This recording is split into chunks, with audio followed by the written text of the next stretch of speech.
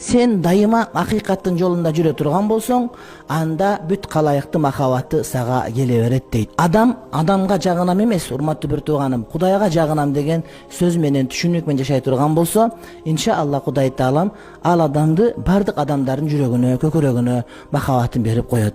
Адамдарга жагынам дегенде көп адам көптүр алар бана жагыныш кыйын, а бирок Кудайга жагынам деп акыйкаттын жолунда, акыйкаттын изинде кете турган болсоңуз, иншалла Кудай Тааламдын элдери, журтту бардыгы сизге өздөрүнүн махабатын берет деген сөз келип чыгат.